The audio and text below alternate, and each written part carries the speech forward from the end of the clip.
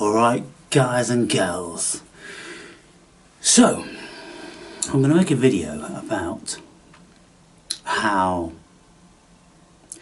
things manifest in our lives via spirit, via egregoric energy, via our collective unconscious, via propaganda, how we are manipulated, and many other facets.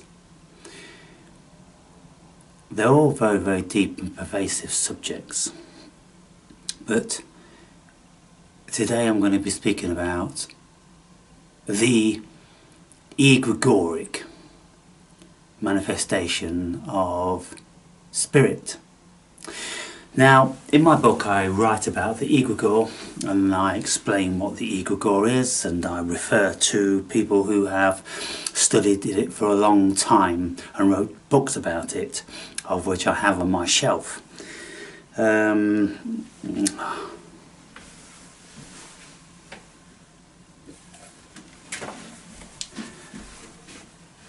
Egregores by Mark Stavish.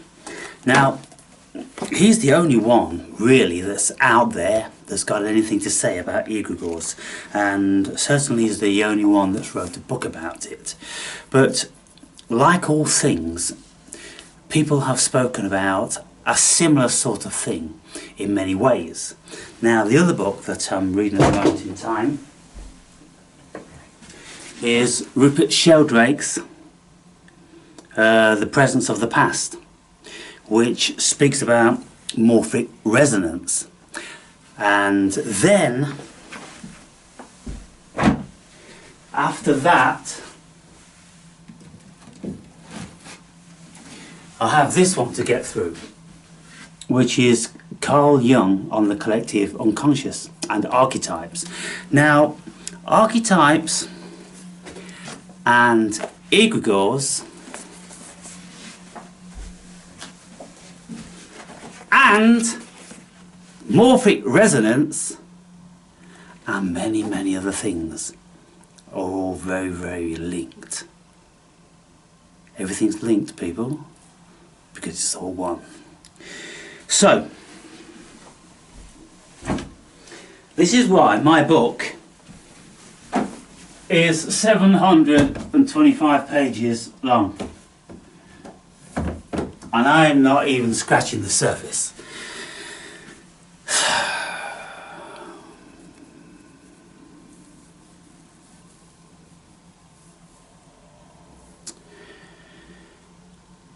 Throughout my life,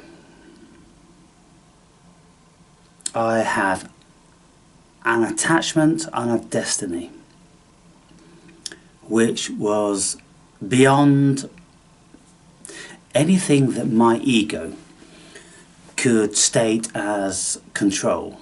There is no control here, people, in this life. There is only the illusion of control. I was born on the 9th of October 1963.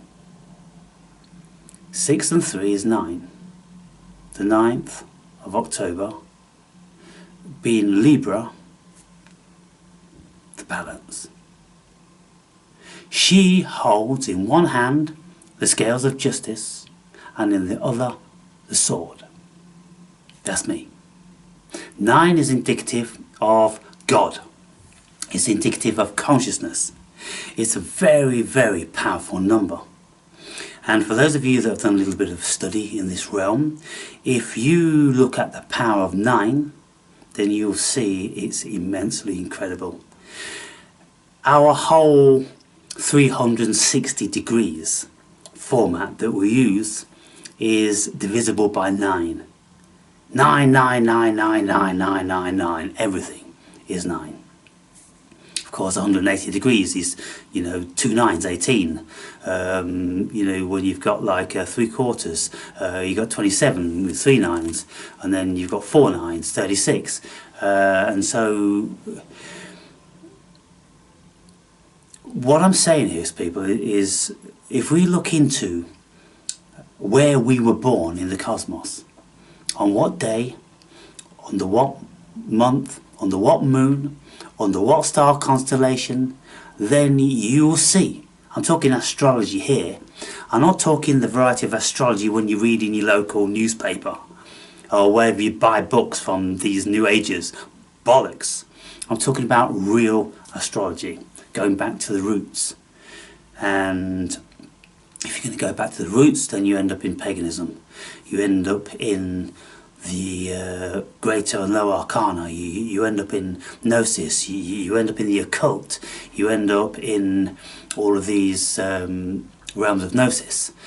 And so certain things were relevant to me as a lad. My favourite colour from my earliest recollection was green. And so throughout the years I went, hang on, you're born on the 9th in 63, you're Libra, which is balance of nature and yin and yang and hot and cold and good and bad and evil and love and all this sort of stuff. Your favourite colour is green, and that's the natural colour of nature. Well, I couldn't ever be anything else. I could never have been anything else. So Mr. Nobody from time to time comes into my home and he goes, "You've been possessed by the Green Man." And I'm like, I am the Green Man. I've not been possessed by anything. I am everything. And so I'm going to be speaking about that a little bit, and I'm going to be illustrating what I'm speaking about. Some of you remember last year when I'm out foraging, I came upon a tree that had been felled, and there were many remnants of bark which had fallen off the trunk and the large branches, and they were lying on the ground. And I made a video and I said, I'm attracted to these pieces of bark. I'm going to use them for something, and I don't know what. I have to collect them up and take them home. Now, one of the pieces of bark is this. Isn't that a wonderful piece of nature?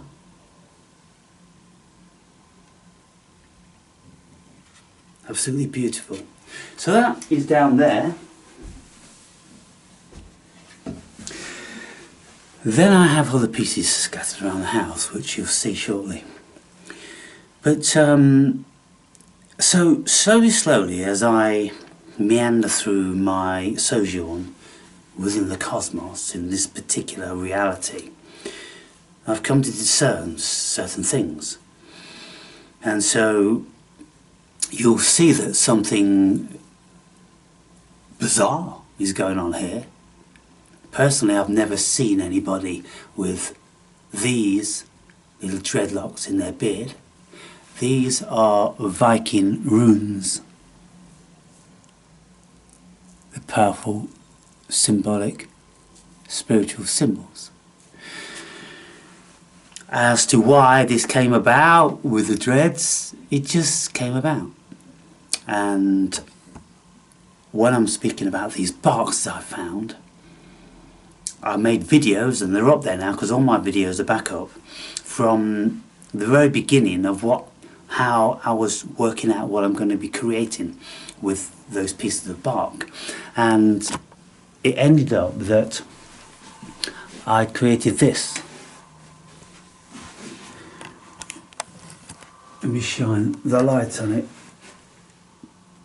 And so, of course, in the centre you have the Green Man. The Green Man is related to oak leaves. Now you'll see here that these are oak leaves and acorns. And so I gathered up a batch of oaks and I decided to border. In here, these are silver birch leaves, and this is fake moss. And this bark, I'm not sure what tree it came from because I never had the opportunity to see its twigs and leaves. Then, as it should happen, I was looking at things on eBay and I came upon this elf pixie, and this is an antique, and this cost me £7. Can you believe it? Now I needed a door handle for this which was befitting and in keeping, and so I looked again on eBay and I found this mahogany beautiful door handle which cost me £20, and it came from Malta. Now the significance of Malta, ladies and gentlemen, is that it's the home of the Knights Templar, and it has been for many years, hundreds of years. And so when we look here, what's going on? Well, I am the Green Man. I'm an expression of the Green Man. The Green Man is rejuvenation, it's life, it's nature, it's the human being. That's what the Green Man is. Also called the Foliated Man. It was called the Foliated Man until mid-1800s, when somebody changed the name and they started calling it, referring to it, the Green Man. And so when you look online and you look into the mythology of that, you'll see what that's about. Very pagan. I'm pagan through and through. And so, of course, when we look around my home, we can see that, well, I'm very captivated in the expression of the Green Man. Even my sleeping bag is green. And this was an unconscious purchase. I never intended to go out seeking for a green sleeping bag. And here there is another fine purchase that I made from eBay, which is solid brass sun door knocker, and that cost me £20. Absolutely worth every penny.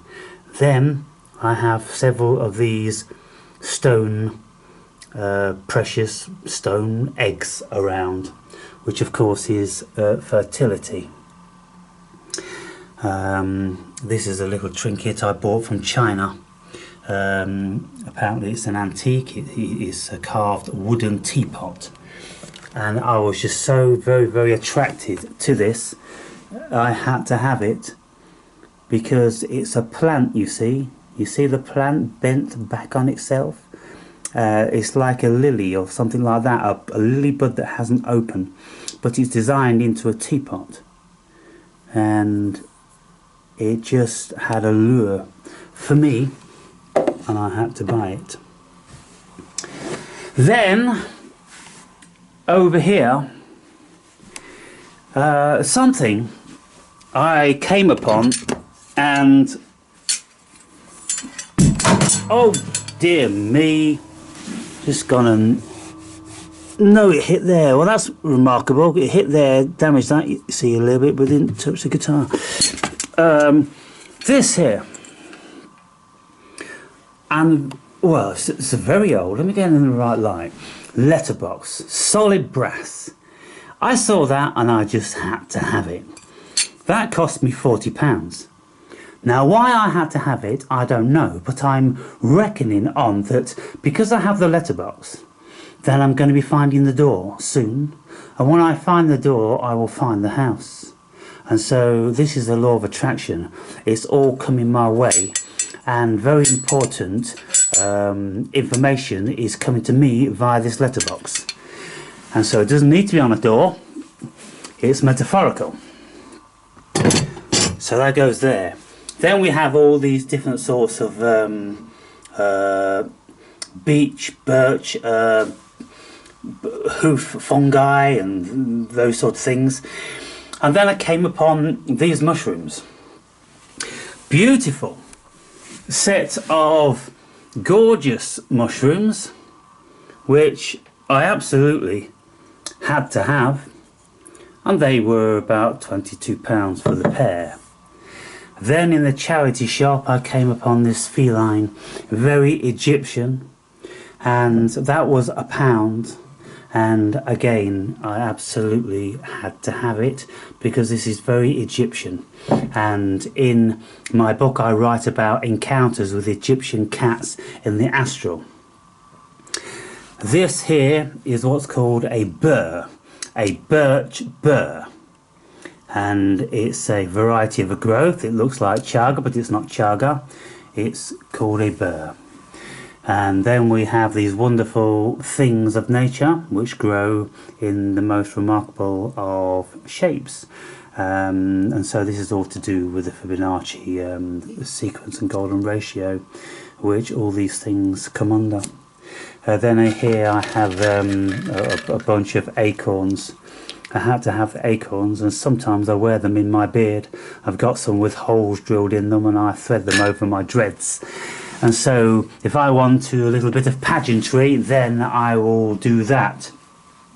This mushroom here is over 30 years old, and this came from the village I grew up in. I found it on eBay, and it just so happens that it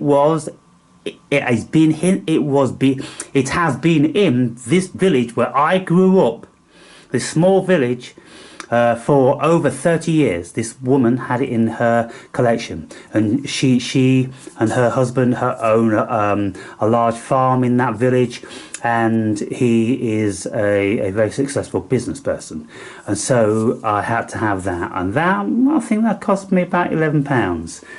And I bought it originally because I wanted to mount it on one of my staffs, which I'm coming to soon. Now, in recent times, snakes have been making more and more of an appearance in my life. Who's that guy there? Hey, do you recognise that dude? Wow. Top Gun? Eat your fucking heart out. So, snakes. And so then I find myself just buying snakes and incorporating them into my world. Of course, there's these other pieces of bark, which are the same bark on the door. And on here we have all these varieties of cone, and this piece of old oak tree. This comes from a 500-year-old oak from the Emerald City, or the Emerald Heaven, where I go to, National Park. This is a femur from one of the deer up there. I've been going to this park all of my life, from before I was 1 year old. Then again we have the egg, sign of fertility, and then the video predominantly is about these staffs. Now in the background there you can see this fungi mural tapestry, and I've become very partial to those sort of things. By the way, just before I go on, some of these books here I have to read again. Reality by Peter Kingsley. Reality, that is an absolutely superb book. I've read it 3 times already, but I've got to read it again. Isis Unveiled, which is Madame Blavatsky. And then The Secret Doctrine, Madame Blavatsky. Isis Unveiled is a double volume like this. This is The Second Coming of Christ, which is the second part of the first one, which I've already read. An absolute superb book. Maps of Meaning, which is Jordan Peterson. I've got a quarter of the way through that. I'm going to get back to that, but there's more important books to read. I have to read this Jungian Archetypes next, because that's where I am at this moment in time. The Dream, David Icke, I've just read that. I've read The Egregores. And so I'm on a mission as always. Now, in my bedroom over there then, there is the magical fungi. And on that wall we have that wonderful tapestry, and my bed is wooden, my furniture is wooden. Everything that I have, my coat hangers are wooden. I'm not doing plastic and I'm not doing shit like that. I'm doing wood. I'm doing earthy things. Now, here is another green man. Now this is moss, and it's been on this wall now several months. Now you wouldn't think that it would survive and retain its colour, but magically some moss does. Not all moss, only some. And so how befitting that I would put that moss, which I found on a beautiful tree stump in one of these magical national parks that I go to. And then of course you've got those varying leaves, and then you have another wonderful tapestry. And so these murals or tapestries of the magical mushroom. Now this is how, when you've taken mushrooms, you see mushrooms. You see mushrooms like they are depicted in the fairy tales, because the people that wrote these fairy tales are people that took these substances, and that's why they recreate what they feel and present these depictions to children. Now here is a beautiful little, or should I say rather large glass bowl with some sort of an exotic bird on it. Very beautiful. And then of course you've seen the kitchen a great deal, and this is a huge bracket that I picked up on one occasion. Absolutely incredible. If each one of these is a year's growth, then 10, 20, 30, 40, about 40 years old that was.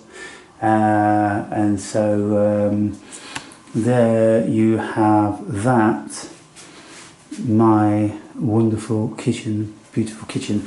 Now then, the main subject of today, coming back in here, is my walking staffs. I'm going to be speaking about these staffs because it's very, very important if you are a wizard, if you are pagan at heart, if you want to have a great connection to the earth and nature, you have to have a walking staff. Everybody had a walking staff, people. And they had walking staffs for many reasons. One of them was for protection. You wouldn't be walking around the wilderness without having a good solid staff, and you'd need to know how to use it. Also, i.e. Robin Hood and Little John, you know, with their duel. But you always see the wizards with the staff, and the staff would always need to be about 5 feet in height.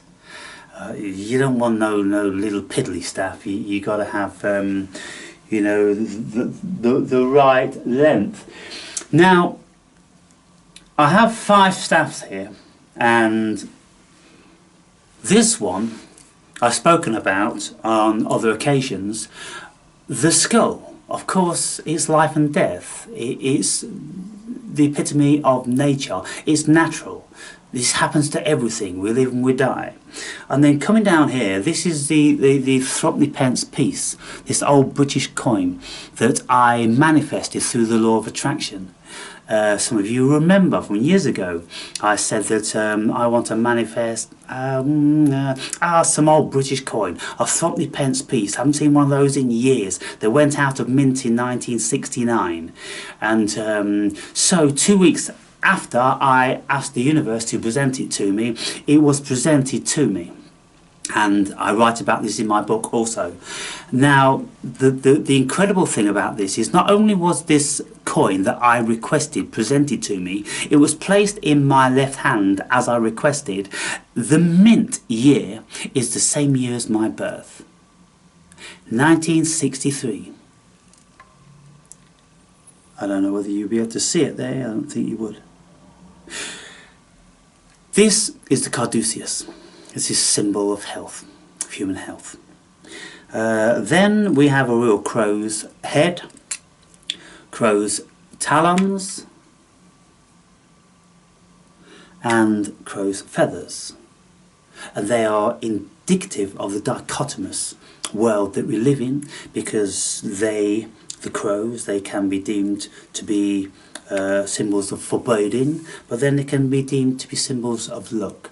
And this is like all symbology in life, people. They mean everything. You don't ever get one symbol that means one thing. Everything means everything. And so, for instance, if you have the crucifix, well, you turn the crucifix upside down, it means the opposite. If you have the pentagram, you turn it upside down, it means the opposite.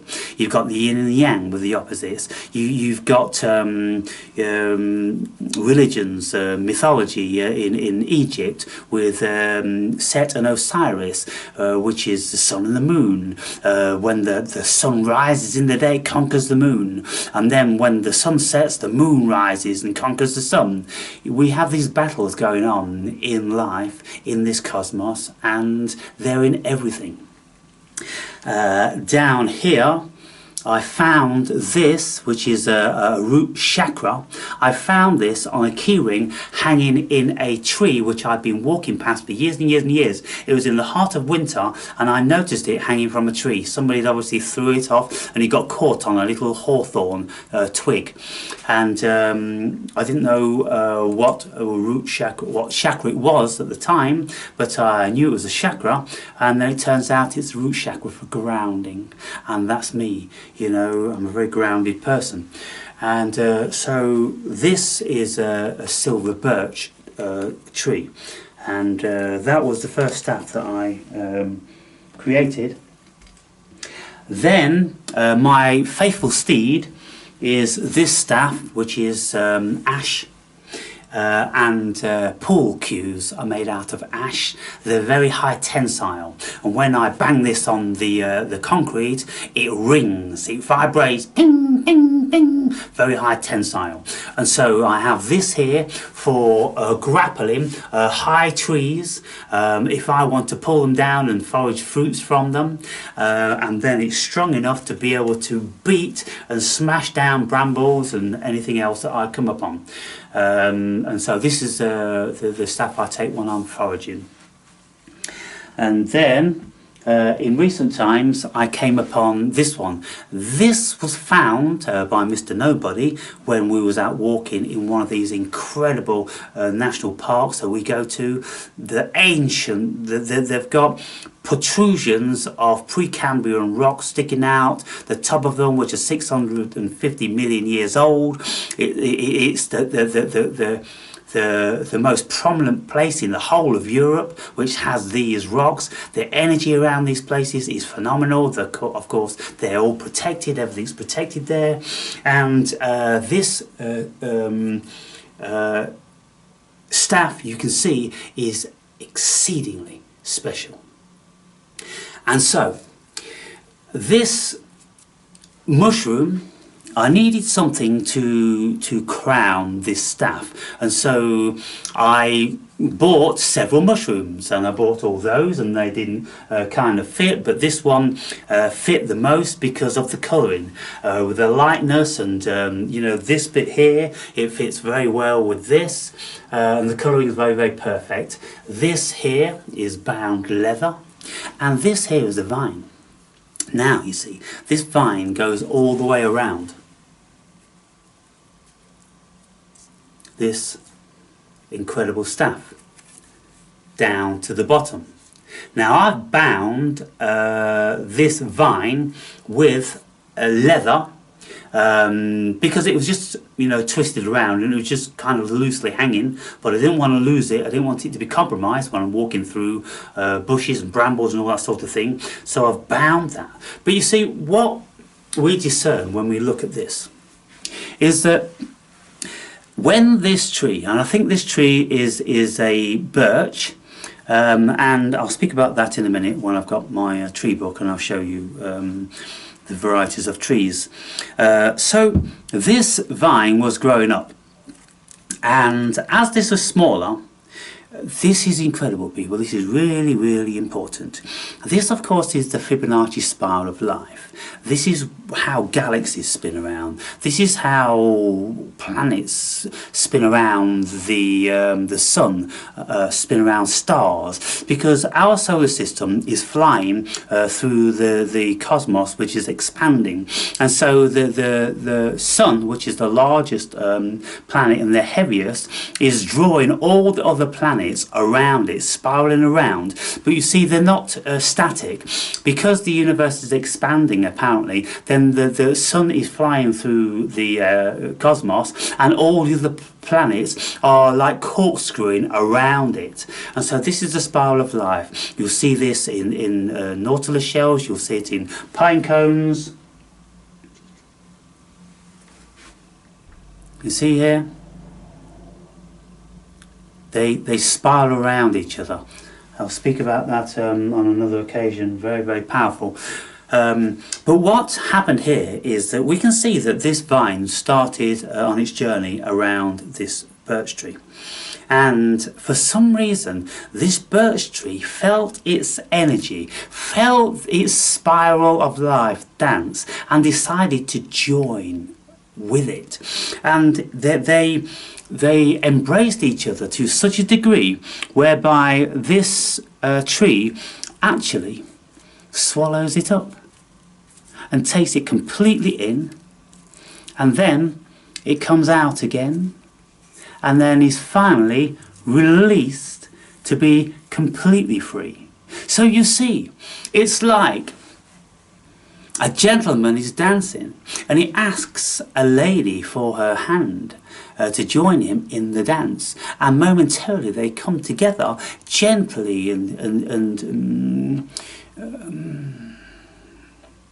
caringly, beautifully, tenderly, lovingly, and they embrace to the degree whereby they may be dancing cheek to cheek at some stage, and then they'll part, and then their hands will linger until the distance is too much to bridge, and then they'll gently let go of their hands.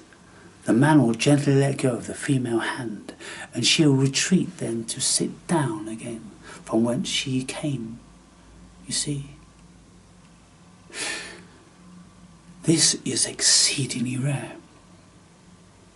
How many others, if any, this may be entirely unique in the whole world, to have this actual expression of the cosmic waltz. Absolutely superb. And what a wonderful accompaniment with that crowning fungi. And this particular mushroom looks very much like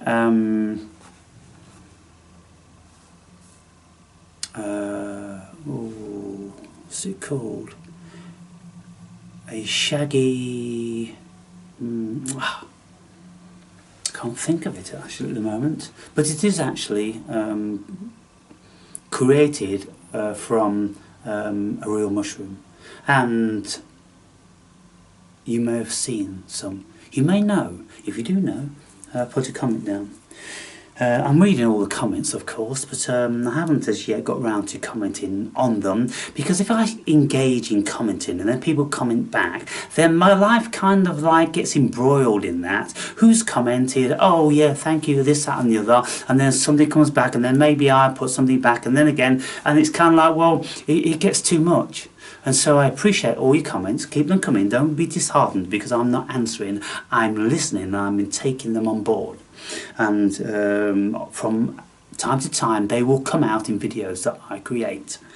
And so the next staff is I found this today, and I'm not sure what variety of tree this is, because the buds were bursting open with leaves, but the leaves were so small I couldn't discern. So I couldn't discern from the buds and I couldn't discern from the leaves. I'm going to have to go back within a week or so, and then I can see the leaf, and I will know what tree this is. But again, it's this height, you know, it needs to be 5 feet. It's a beautiful, solid, sturdy staff, and it has a lovely pattern to it. And then finally I walk into the supermarket. As I do, I'm always inspecting everything. Well, I noticed this holly tree, and I thought, well, I'm going to have a staff made out of holly. And so I went up there today and I cut this piece,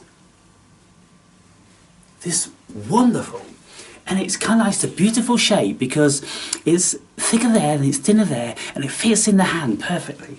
About this, and it's beautiful and smooth, that bit there, and you know, it's very, very nice. And the colouring in it, some of it is very green and very holly-like, and then in other parts it really isn't. If you look at it like that, then it's difficult to discern. But those beautiful green shades, wonderful. And of course the holly tree is where Hollywood comes from. And then when we look into mythology relating to trees, and I'm on a sequence now whereby there's a guy online, and he's speaking about all different sorts of trees and the spiritual connections and mythology and this and the other. If you want to know who that is, I'll post it in the link. But when we look into the holly tree, we can see again everything. It stands for this and it stands for that. It stands for love, it stands for evil. It stands for protection, you know, it will curse you. Everything. This is the world, people. And then when we look at, you know, heaven and hell, we look at Jesus and Satan. And then when we look at Set and Osiris, it's all the same. There's a battle going on in this cosmos because it's yin and yang. It's, you know, the polarity of life, and so all mythology is premised on that, and all religions are premised on that. So when we look at Christianity, this is why I'm always speaking scornful of the Christian belief, because it's just a bunch of preposterous nonsense. Christianity has stole from 1,000 other pagan religions, and they've lied and compiled a complete bunch of claptrap amongst a few useful basic parables to guide the human being in. But you see what happened. Originally, I believe that Christianity started out as a very positive and beautiful thing.